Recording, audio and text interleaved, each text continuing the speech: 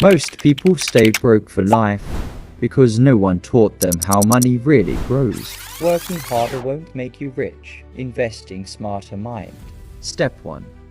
Learn before you invest. Knowledge protects your money. Wealthy investors consistently select robust corporations, not merely driven by social media frenzies. Invest every month consistently. Robust consistency better than perfect timing. When markets falter, fear dominates the atmosphere. Yet, discipline prevails, facilitating a buyer-driven recovery. Stocks are risky.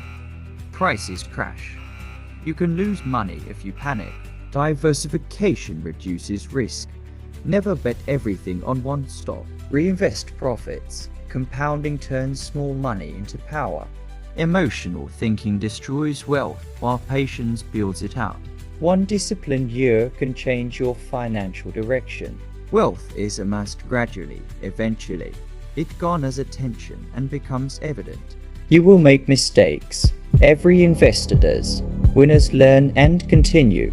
The disparity between wealthy and broke lies in the unwavering determination. Begin the journey today.